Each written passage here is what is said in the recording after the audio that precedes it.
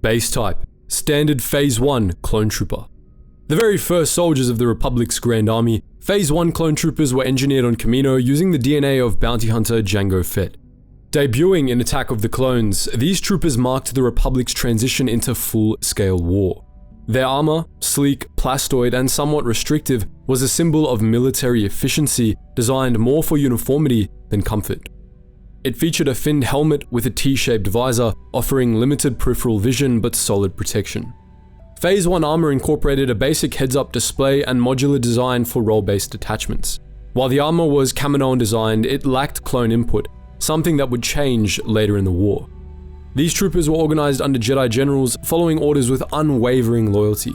Cold, efficient, and bred for war, Phase 1 clones were the face of the Republic's new era.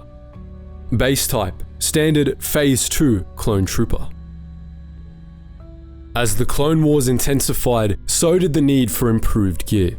Enter the Phase 2 Clone Trooper. First seen in Star Wars The Clone Wars and later in Revenge of the Sith, this armor marked a major evolution, designed with direct input from the clones themselves. Gone was the stiff, Commando-made rigidity of Phase 1. Phase 2 featured enhanced mobility, upgraded filtration systems, and a more streamlined helmet offering better field visibility and integrated life support tech. It was also far more customizable. Clone units began personalizing their armor with colors, symbols, and attachments, adding personality to an army of identical soldiers. These were no longer just soldiers. They were veterans, leaders, and brothers forged in the fires of galactic war. Behind every Phase 2 helmet was a hardened trooper shaped by loss, experience, and an ever-growing doubt about the war they were bred to fight. The Republic's army was evolving even as it edged toward betrayal. Base type, Null-Class ARC Trooper. The Null-Class ARC Troopers were the first generation of clone commandos ever produced from Jango Fett's DNA, prototypes created by the Kaminoans in the early days of the Grand Army of the Republic. Only 6 of the original 12 survived gestation, and all 6 were deemed failures due to extreme independence, unpredictability, and disobedience. Labeled uncommandable, they were slated for termination until Mandalorian Sergeant Cal Scarada intervened and personally took them under his wing. Trained in secret, the Nulls, Ordo, Mariel, Comric, Jang, Prudai, and Arden were raised not just as soldiers, but as sons. Scarada taught them assassination, sabotage, zero-G combat, interrogation resistance, slicing, advanced weaponry, and Mandalorian values. Highly intelligent and emotionally intense, they possessed photographic memory, enhanced strength and reflexes, and were generally way higher in combat aptitude and intelligence than all other clone variants. Their loyalty was not to the Republic or the Jedi, but solely to Cal Scarada and each other. Operating within Republic Special Operations, the Nulls handled Black Ops missions no other clone unit could. 2 of them, Jang and Comric, even discovered General Grievous's location on Utapau, sending the intel directly to Scarada instead of command, wary of political manipulation. Despised by the Kaminoans and distrusted by Republic command, the Nulls were tolerated only because of their value. They held a long-standing rivalry with Alpha-class ARCs, whom they considered overly loyal and narrow-minded, while the Alphas saw the Nulls as a stain on Jango Fett's legacy. Their greatest fight, however, wasn't on the battlefield, it was against time. Like all clones, the Nulls were subjected to accelerated aging, and much of their later effort was spent searching for Kaminoan chief scientist, Ko Sai, hoping to reverse the process and claim the full lives they were denied. Combat Specialist, ARC Trooper. If Phase 1 and Phase 2 clones were standard soldiers and Null ARCs were the OGs, standard ARC Troopers were warriors forged for precision, autonomy, and impact. Known officially as Advanced Recon Commandos, ARCs were hand-selected from the ranks of standard clones and subjected to intense, individualized training. Their ultimate purpose was to carry out high-risk missions far beyond the scope of regular clone infantry. Deep reconnaissance, sabotage, frontline assault, and direct support of Jedi generals in operations requiring creative thinking and adaptability. First introduced in the Star Wars The Clone Wars micro-series and later canonized in the Clone Wars, ARC troopers like Fives and Echo and the fan favorite Captain Fordo demonstrated just how elite these clones were. ARC troopers were often deployed in small squads, or even solo, trusted to operate independently behind enemy lines or lead rapid response strikes when speed and efficiency were paramount. ARC armor was a highly customized variant of Phase 1 and Phase 2 clone gear. It featured reinforced plating, shoulder pauldrons, tactical cameras, and advanced heads-up display interfaces. Many wore additional gear like rangefinders, jetpacks, and dual DC-17 pistols, making them versatile in both long-range and close-quarters combat. Each ARC's gear could be tailored to their mission, giving them a unique appearance that reflected their autonomy and individuality. Tactically, ARC troopers represented the closest thing the Republic had to special forces. They reported directly to Jedi generals or high-ranking officers and operated with minimal supervision. A major departure from the strict command structure followed by standard units. Their behavior more closely mirrored that of their genetic template, Jango Fett, embracing independence, instinct, and initiative. ARC troopers were the cutting edge of the clone army, lethal, loyal, and unrelenting. Where standard clones held the line, ARCs broke through it. Combat Specialist, ARF Trooper. ARF Troopers, short for Advanced Recon Force, were the Republic's eyes on the battlefield. These clones were trained for speed, stealth, and reconnaissance, often operating ahead of the main force to scout enemy positions, relay intel, and set up ambushes. ARF Troopers wore lighter, more flexible armor designed for mobility, with a distinct helmet that featured a narrow, sloped visor and compact design. Unlike ARC Troopers, who thrived in close-quarters combat, ARFs stayed mobile, often deployed on speeder bikes or AT-RT walkers. They played crucial roles in battles like Ryloth and the Second Battle of Geonosis, serving under units such as Commander Ponz's Lightning Squadron and the 212th respectively. While not as heavily armored, their value was in their precision and adaptability. ARF troopers were specialists built for a different kind of war, one fought with patience, cunning, and speed. Combat Specialist, Heavy Trooper. When the Republic needed brute force on the battlefield, they called in the Heavy Troopers. These clones carried the kind of firepower that could mow down droids, breach fortifications, or hold a choke point against overwhelming odds. First popularized in Star Wars: The Clone Wars and seen in games like the most recent Battlefront 2, Heavy Troopers typically wielded Z6 rotary blaster cannons, missile launchers, or other heavy ordnance. Heavier armor plating and reinforced gauntlets helped them endure the recoil and heat of sustained fire, though their gear often sacrificed mobility for raw power. One of the most iconic examples is CT-782, Heavy, a member of Domino Squad who gave his life in the Rishi Moon to defend his brothers on Kamino. Heavy troopers weren't subtle, they were walking tanks, the Republic's answer to entrenched separatist lines and overwhelming numbers. Combat Specialist, Flame Trooper. Flame Troopers brought literal fire to the battlefront. These clones were deployed in some of the most brutal combat scenarios, especially against organics, clearing bunkers, flushing out Geonosians in the catacombs, and striking fear into the hearts of enemies. First seen in Star Wars: The Clone Wars, notably during the Second Battle of Geonosis, Flame Troopers were essential in urban warfare and close-quarters operations where conventional blasters just weren't enough. Their armor was specialized in order to counter the heat they were often in, and they were trained to use the Republic's BT X-42 heavy flamethrowers. One wrong hit and they risked going up in flames themselves, but that didn't stop them. They were trained to move through smoke, ash, and chaos with terrifying precision. Flame Troopers weren't just soldiers, they were weapons of psychological warfare, using fire to send a clear message. Resistance would be burned out. Down to the last circuit. Combat Specialist, Jet Trooper. Jet Troopers, sometimes called Jump Troopers, took the war to the skies. Equipped with powerful jump packs and lightweight armor, these clones specialized in vertical mobility, allowing them to bypass terrain, reach elevated positions, or rain fire from above. Seen in the Clone Wars as well as in games like the original Battlefront 2, Jet Troopers were often deployed in urban environments or mountainous terrain where standard ground forces struggled. Their armor was a modified version of the standard clone kit designed to reduce weight and maximize maneuverability mid-flight. For the most part, their jetpacks provided short bursts of lift rather than sustained flight. Think fast, tactical leaps rather than long-range soaring. Armed with DC-17Ss, blaster carbines or EMP launchers, jet troopers excelled at hit-and-run tactics, surgical strikes, and chaotic aerial combat. When the battlefield went vertical, these clones brought the fight to heights the Separatists never saw coming. Combat Specialist, Scuba Trooper. Clone scuba troopers were elite aquatic units of the Grand Army of the Republic, especially equipped for underwater warfare during the Clone Wars. Outfitted with clone dive armor, these troopers wore specialized helmets with breathing tubes, gill grills, and a scuba backpack for sustained submersion, along with wide fins and propulsion jets for enhanced mobility beneath the waves.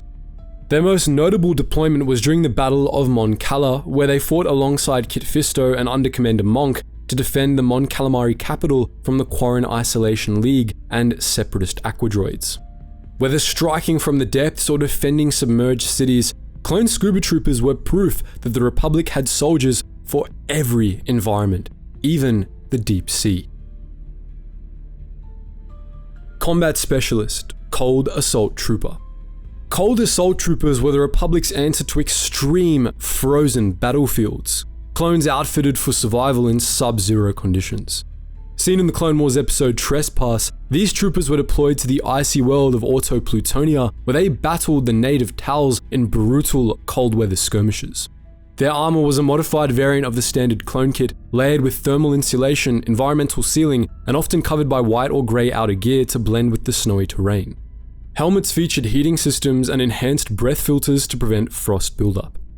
Their missions often involved survival against both enemy forces and the elements. Hostile terrain, low visibility, and freezing temperatures made every engagement a test of endurance. Combat Specialist, Clone Engineer. Clone engineers were the mechanical backbone of the Republic's military machine. Trained in field repairs, demolitions, and fortifications, these specialized clones kept vehicles running, turrets firing, and doors breaching, even in the thick of battle. Featured in Legends media like the original Battlefront 2 game, clone engineers played a crucial support role that often meant the difference between victory and a stalled assault. Their gear was lighter than standard infantry armor, allowing for greater mobility while carrying repair tools, detonation charges, and sometimes deployable equipment like auto turrets or shield generators. Engineers could patch up damaged ATTEs mid-fight or blow open a fortified bunker with well-placed explosives, all while under fire. Clone engineers didn't seek glory, they built it. Every advance, every hold-the-line moment had their fingerprints on it. In a war driven by tech and tactics, these clones were the quiet specialists who kept the Republic's war machine humming. Combat Specialist, Clone Commando. Clone Commandos were some of the Republic's most elite operatives, hand-selected and genetically enhanced for the most dangerous, high-risk missions of the Clone Wars. Introduced in the Republic Commando video game and various novel series, and later brought into canon through the Clone Wars and the Bad Batch, these troopers were brutally trained from birth under the guidance of Mandalorian mercenaries, including Cal Scarada, to think, adapt, and survive in the harshest conditions imaginable. Commandos operated in tight-knit four-man squads, such as Delta Squad and Omega Squad, with each member trained in a specialized role: demolition, slicing, sniping, squad leadership, and more. Their assignments included deep infiltration, counter-terrorism, assassinations, hostage recovery, and Black Ops missions that often lacked Jedi oversight. When diplomacy failed and overwhelming force was impractical, the Republic sent the Commandos. They wore Catan-class Commando armor, tougher and more advanced than standard clone gear. It featured enhanced ballistic protection, an upgraded heads-up display, stealth systems, and environmental adaptability. Their signature weapon was the DC-17M interchangeable weapon system, capable of converting between a standard blaster, sniper rifle, or anti-armor grenade launcher, making them versatile in any combat scenario. Unlike standard clones, Commandos were given more independence and emotional depth. They named each other, developed some of the strongest brotherhood bonds of the Republic Army, and sometimes even struggled with the moral complexities of their missions. Many became disillusioned with the Republic as the war dragged on, especially as they witnessed the expendability of their fellow clones. In both Legends and canon, Clone Commandos stood apart as the Republic's scalpel, precise, lethal, and irreplaceable. Where an entire army might falter, a single commando squad could succeed. Command Intel and Support, Phase 1 Clone Leaders. Early in the war, the Grand Army of the Republic used a clear visual hierarchy within its clone ranks, color-coded armor markings that distinguished leadership roles among standard troopers. Clone sergeants wore green markings, typically commanding squads of 9 troopers. Clone lieutenants sported blue, leading platoons of 4 squads. Clone captains had red markings and commanded companies of 4 platoons, and clone commanders were marked in yellow, overseeing entire battalions. These color codes were most commonly seen on Phase 1 armor, clean and uniform, a visual echo of the Kaminoans' obsession with order. Over time, this system was phased out in favor of personalized markings as clones gained field experience and individuality. Still, in the early days, one glance told you who was in charge and who you followed into the fire. Command Intel and Support, Phase 2 Clone Commander. Clone commanders were the highest ranking clones on the battlefield, veterans of countless campaigns handpicked for leadership, strategy, and unwavering loyalty. By the time the clone army transitioned to Phase 2 armor, many had been trained by some of the best ARC troopers around, giving them the relative independence and personality we all became used to during the Clone Wars. These clones served as right hands to the Jedi, commanding entire battalions and making split-second decisions that shaped the course of galactic history. Seen throughout the Clone Wars, commanders like Cody, Rex, Gree, and Bly became legends in their own right. Their armor often featured custom enhancements, pauldrons, commas, specialized visors, and sometimes heads-up display-linked rangefinders. Each commander had a distinct identity and command style, forged through years of brutal combat. While bred for obedience, many formed genuine bonds with their Jedi leaders, bonds that made Order 66 all the more tragic. Clone commanders weren't just soldiers, they were tacticians, leaders, and brothers to the men they led, and when the time came to execute the Republic's darkest order, their loyalty was put to the ultimate test. Command Intel and Support, Clone Medic.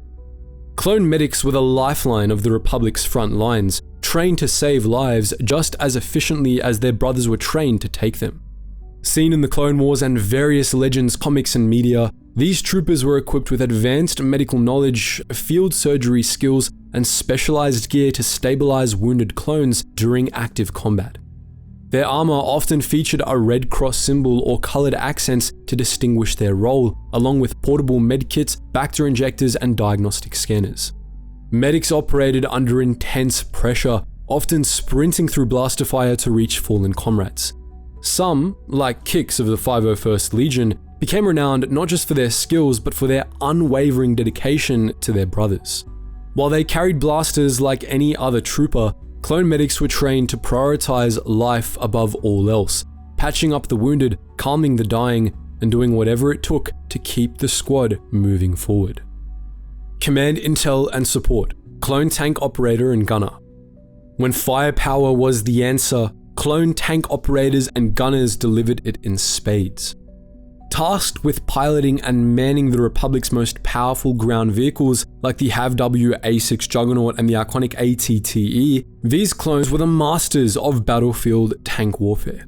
First seen in Attack of the Clones and frequently throughout the Clone Wars, these troopers formed the backbone of the Republic's armored divisions.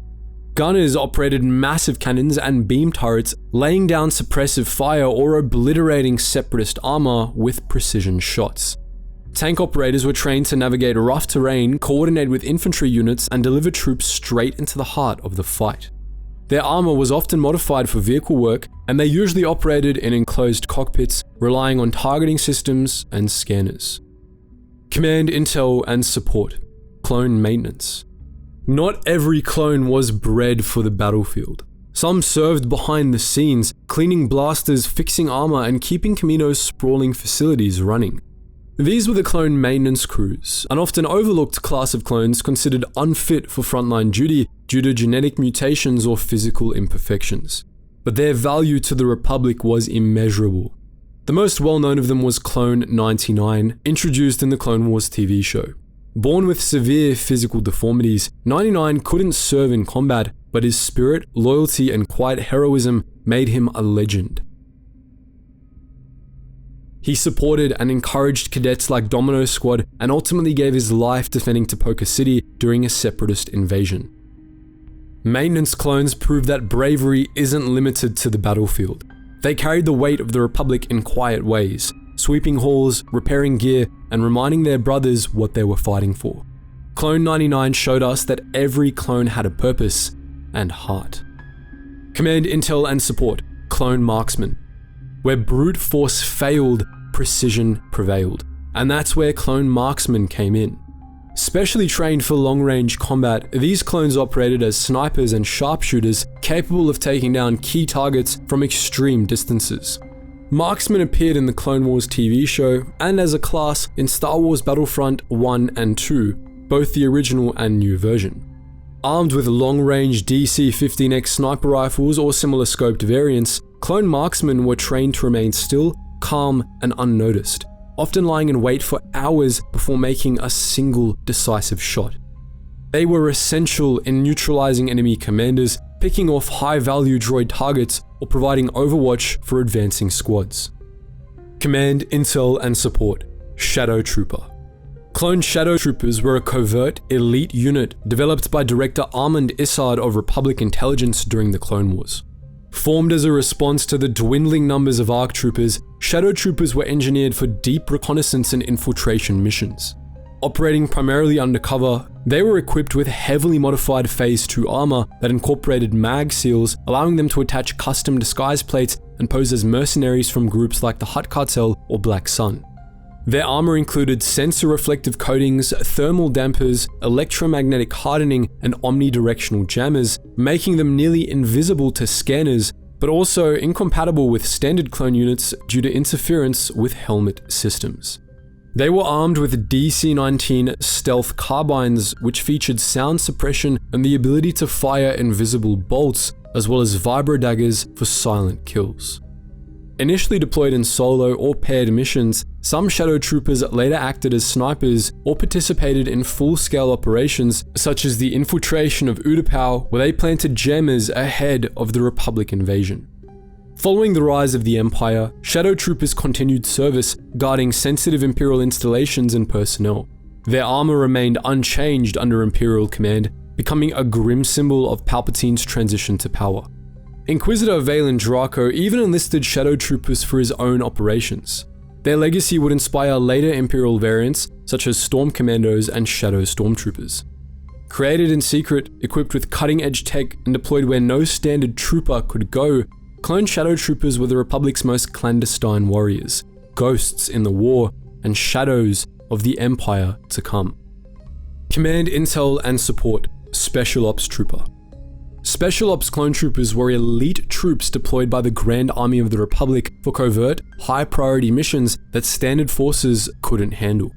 Operating under the umbrella of Republic Special Operations Command, these troopers were often assigned to small unit tactics, counterinsurgency, sabotage, and deep recon in enemy territory. Seen in the Clone Wars TV show helping Anakin destroy Admiral Trench's flagship, Special Ops Troopers wore modified Phase 2 armor, typically black with red or grey highlights. The armor featured enhanced hearing sensors, allowing them to pick up on vibrations, sensor dampening, night vision visors, and streamlined plating for maximum mobility and stealth. Unlike standard infantry, Special Ops clones operated with more independence and flexibility, often working in fire teams or embedded with Jedi for high-stakes missions behind separatist lines. These soldiers weren't bred for the spotlight. They were precision instruments, deployed only when the odds were long and failure wasn't an option. When things went off the books, the Republic sent in Special Ops. Command, Intel, and Support, Clone Ordnance Specialist. When the battlefield turned into a minefield, literally, the Republic deployed its Clone Bomb Squad. These specialized troopers were trained in explosive ordnance disposal, sabotage, and handling high-risk volatile tech. First introduced in the Clone Wars episode Blue Shadow Virus, they were tasked with disabling bombs planted by Dr. Nuvo Vindi. a mad scientist threatening to unleash a deadly bioweapon on Naboo. Their distinctive bright orange armor set them apart from standard infantry, making them easy to identify in chaotic environments, especially critical in bomb disposal zones. Armed with disarm tools, sensor kits, and nerves of Beskar, bomb squad troopers worked against the clock to prevent catastrophic explosions that could wipe out entire cities. Command, Intel, and Support. Clone Riot Trooper. Clone Riot Troopers were a specialized subunit of the Coruscant Guard, trained to suppress civil unrest, control prisoners, and enforce Republic law in volatile environments, especially within military installations and detention centers. Featured pretty often in Star Wars: The Clone Wars, these troopers were called in to maintain order when standard tactics weren't enough. Outfitted in crimson armor that came to signify the Coruscant Guard, Riot troopers wielded shock batons, electrified melee weapons capable of subduing targets without lethal force, as well as riot shields. While not frontline soldiers, they were formidable in close quarters situations, often working in tight formations to push back crowds or detain rogue clones and civilians. Their role signaled a shift in the Republic's priorities, less about fighting separatists and more about control at home. As the Clone Wars dragged on and paranoia grew, Riot troopers became a symbol of the Republic's tightening grip on its own people. Command, Intel, and Support. Clone Lancer Trooper. Clone Lancer Troopers were a specialized class of clone cavalry assigned to Lancer battalions within the Grand Army of the Republic. Trained for high-speed, close-quarters combat, these troopers fought mounted on Aratech 105K Lancer bikes, compact, highly maneuverable speeder bikes built for mobility and shock tactics. Armed with Verpine power Lancers, the Lancer troopers were deployed to counter specific threats like the IG Lancer combat droids, highly mobile separatist units designed for similar mounted warfare. These battles often came down to lightning-fast passes and brutal lance duels between clone and droid, as famously seen during the Battle of Munilinst just 4 months into the Clone Wars. There, the Lancer battalions played a crucial role, harassing enemy formations and drawing fire away from Republic turbolaser batteries, which were used to hammer fortified Mun positions from a distance. Deployed more selectively than regular infantry, their tactics prioritized speed and aggression, using hit-and-run strikes to break up droid lines or delay enemy advances. Despite their limited appearances in the war, Clone Lancer Troopers are iconic to us for their unique combat style, bringing cavalry warfare into the modern era of galactic conflict. Their bravery on Munilinst, charging into melee against mechanical foes at breakneck speed, stands as one of the more daring and visually striking moments of the Clone Wars. Command, Intel, and Support. Clone BARC Trooper. BARC Troopers, short for Biker Advanced Recon Commandos, were clone specialists trained to operate high-speed BARC speeders for rapid reconnaissance, escort missions, and mobile assaults. First seen in Star Wars: Revenge of the Sith and later in the Clone Wars, BARC Troopers brought agility and fast strike capability to the Republic's otherwise heavy-footed army. Their armor was a modified Phase 2 variant, streamlined depending on mission needs. They were skilled in hit-and-run tactics, often deployed to scout ahead of the main force or to chase down fleeing targets across vast terrain. One of the most infamous BARC troopers was Commander Neo, who executed Order 66 aboard his speeder on Seleucami. Silent, cold, and efficient, he embodied the precision and ruthlessness of these high-speed soldiers. Command, Intel, and Support. Clone Artillery Trooper. Clone Artillery Troopers were the Republic's long-range firepower experts, trained to operate heavy cannons, mortar launchers, and siege-class artillery vehicles like the SPHAT. While not as mobile as frontline infantry, these troopers played a crucial role in breaking enemy fortifications, providing suppressive fire, and supporting large-scale offensives. Seen in both Attack of the Clones and the Clone Wars, these specialists likely wore modified armor to handle the immense recoil and heat generated by their weapons. Some manned artillery directly, while others coordinated barrages using rangefinders and battlefield sensors. Their presence was felt, not seen, From miles away, clone artillery troopers could level separatist strongholds or halt advancing droid columns before the enemy even knew what hit them. They weren't the tip of the spear, they were the hammer that followed, reshaping the battlefield with every thunderous blast. Naval Forces, Clone Marine. Clone Marines were a specialized variant trained for zero gravity and shipboard combat, featured prominently in Star Wars Battlefront 2, the original, during space assault missions. Unlike their ground-based brothers, these troopers operated aboard capital ships, defending hangars, sabotaging enemy vessels, and holding the line in brutal corridor firefights. Their armor was likely a customized version of Phase 2 clone gear, likely adapted for vacuum operations with a sealed helmet, breathing apparatus, and high-traction boots for maneuvering in low gravity. They were equipped with DC-15A blaster rifles, rocket launchers, and thermal detonators, perfect for clearing rooms or blasting open enemy ship systems. Clone Marines were the Republic's answer to close-quarters, high-stakes space warfare. Whether they were storming enemy bridges or defending their own hangars from boarding parties, these clones fought in the cold void of space where there was no backup, no retreat, and no margin for error. Naval Forces, Clone Flight Crew. Clone flight crew members were the unsung heroes behind the Republic's Starfleet, responsible for prepping, maintaining, and launching the starfighters, gunships, and transports that kept the Grand Army in motion.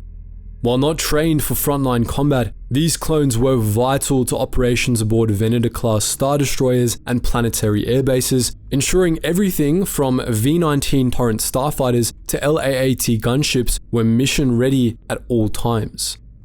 Seen briefly in the Clone Wars and referenced in expanded media, flight crew clones wore lighter, utilitarian armor, typically featuring a yellow or tan color scheme with utility belts and flight deck gear. They handled refueling, rearming, pre-flight checks, and sometimes emergency repairs under fire.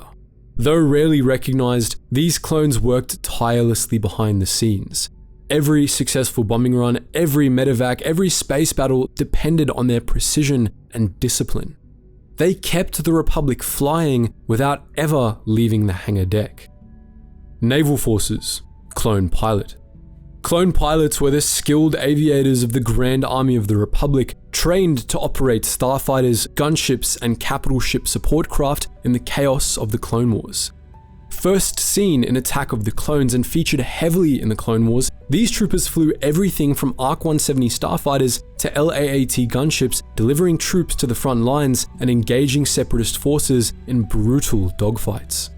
Their armor was a modified Phase 1 or Phase 2 design, featuring life support systems, flight gear, and a distinct helmet with a reinforced visor and breathing apparatus. Clone pilots were fearless and precise, often flying into the thick of battle under heavy fire to extract wounded clones or support Jedi generals mid-mission. Naval Forces, Clone Navigational Officer. Clone Navigational Officers were a vital part of the Republic Navy, serving aboard massive capital ships like Venator-class star destroyers to guide fleets across the galaxy.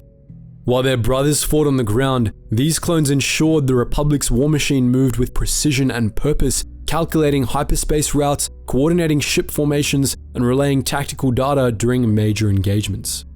Clad in navy grey uniforms rather than traditional clone armor, these officers were distinguished by their rank insignia, often seen stationed in bridge command decks or in navigation pits. Though they rarely saw combat, they were essential in orchestrating space battles and supporting ground invasions from orbit. Seen throughout the Clone Wars, mostly on Republic Venator-class star destroyers, every hyperspace jump and fleet maneuver they did steered the Republic closer to victory and, unknowingly, to its fall. Naval Forces, Clone Medical Officer. Clone medical officers assigned to Republic medical stations were highly specialized personnel trained in advanced medicine, diagnostics, and surgical procedures. Unlike battlefield medics, these clones served aboard orbital medical facilities and hospital ships, overseeing the treatment and recovery of injured troopers brought in from combat zones. Seen prominently in the Clone Wars, especially in episodes like Conspiracy and Fugitive, These officers wore clean white uniforms with insignia on their left arm, reflecting their non-combat role. They worked alongside Kaminoan doctors and Republic medical droids, conducting autopsies, managing clone health records, and investigating unusual medical anomalies, like when Trooper Tup's inhibitor chip malfunctioned, setting off a tragic chain of events. More than just caregivers, these officers were the Republic's front line in safeguarding the genetic stability and health of the clone army. In the sterile halls of deep space med centers, they fought a different kind of war. Experimental projects, X1 and X2. X1 and X2 were Force-sensitive clones secretly created by the Kaminoans using the DNA of Jedi Knight Fallon Gray, not Jango Fett. Grown in secret alongside Jango's clones, the brothers were unaware of their origins and trained as elite soldiers in the Grand Army of the Republic. Exceptional in combat and leadership, they fought side by side throughout the Clone Wars, serving with distinction across campaigns, including the Battle of Tatooine, where they repelled a full-scale separatist invasion. In 19 BBY, both were present for Order 66 and aided in the elimination of Jedi Master Feroda on Cato Nemoidia. Though X2 hesitated, it was X1 who forced him to carry out the kill.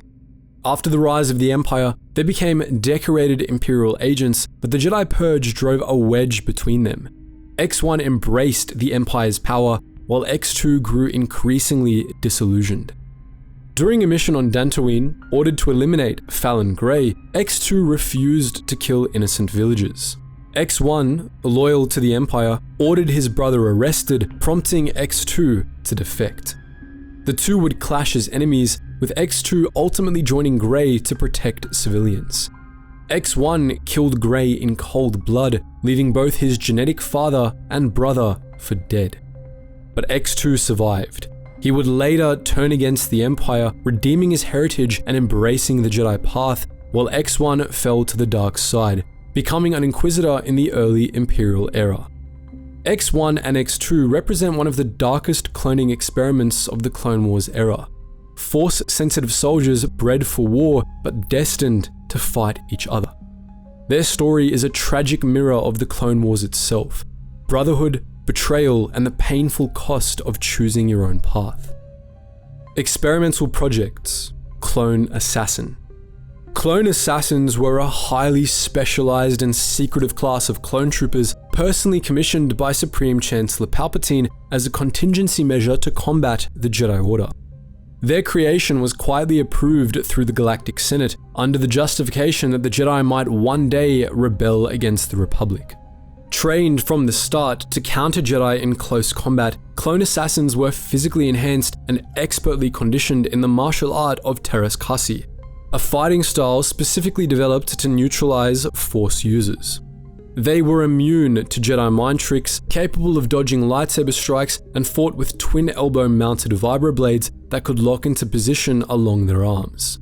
Their customized Phase 2 armor allowed for extreme agility while still providing protection.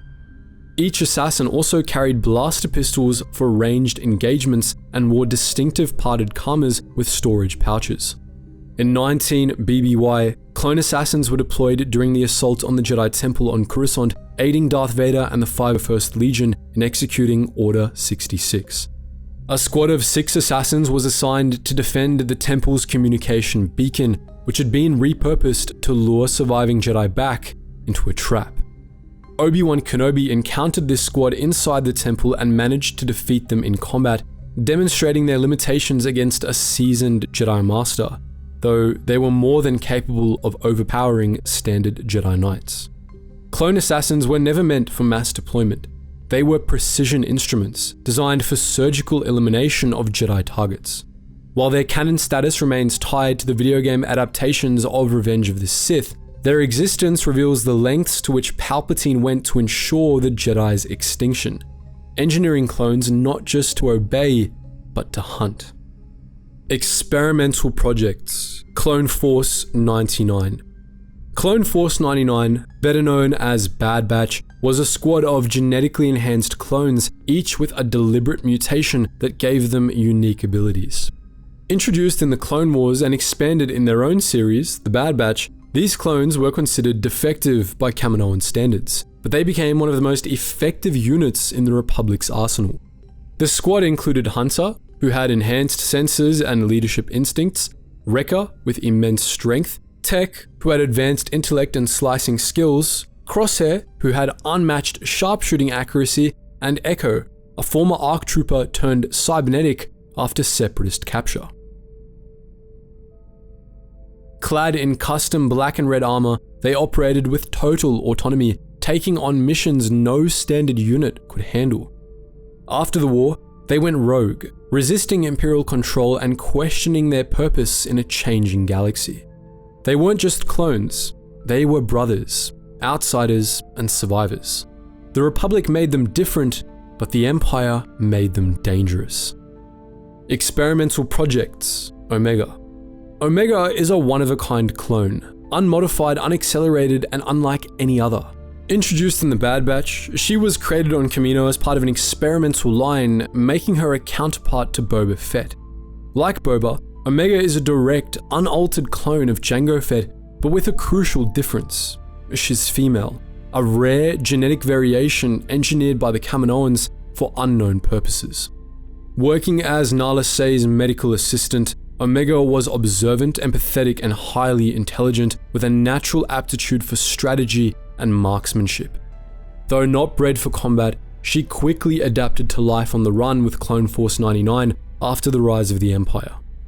As the last known pure genetic template of Jango Fett, she became a target for Imperial cloning interests, specifically Project Necromancer. More than just an experiment, Omega represents the heart of the clone legacy: identity, free will, and the right to choose your own path. Experimental projects, Clone X Trooper. Clone X Troopers, also known as CX Troopers, were elite operatives engineered by Dr. Hemlock and the Imperial Science Bureau's Advanced Science Division. Conditioned through brutal reprogramming, these clones had their identities completely erased, transforming them into fanatically loyal assassins and covert commandos. Acting under deep cover, they were deployed one at a time to eliminate targets, including rogue clones, senators, and Jedi survivors. Clad in specialized black armor with retractable visors and advanced weaponry like 7.73 fire punch rifles, vibroblades, electrospears, and electrocapsules for suicide missions, CX troopers were nearly immune to standard stun blasts and toxins. If captured, they were programmed to self-terminate.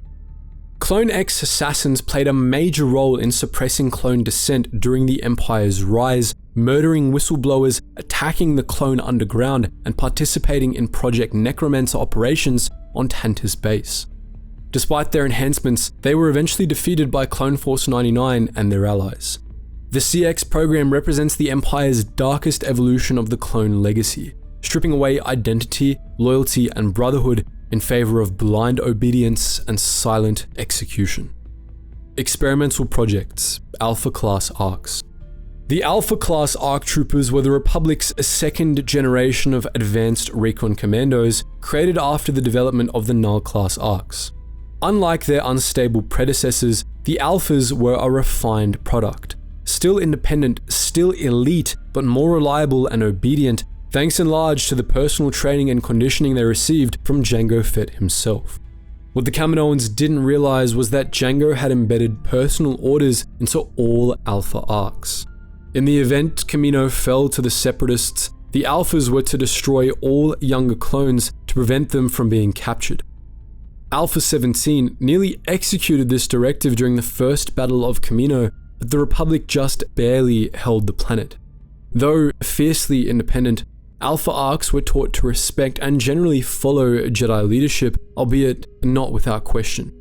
Many voiced their disagreements openly if they deemed a Jedi's strategy lacking.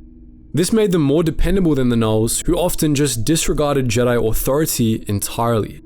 A rivalry emerged between the two classes, with Alpha ARCs seeing the Nulls as rogue elements and a disgrace to Jango Fett's legacy, while the Nulls answered only to Cal Skirata, their Mandalorian trainer. When Order 66 was issued, but all Alpha ARCs complied. Some followed the order, but many refused, choosing loyalty to their Jedi commanders or acting on their independent judgment. After the war, Alpha Arcs scattered. Some became instructors for Imperial recruitment camps, others became bounty hunters like Jango, and a few even joined the rebellion against the Empire. Elites, headstrong, and fiercely loyal to their own code, the Alpha class ARC troopers weren't just soldiers, they were Jango's legacy, for better or for worse.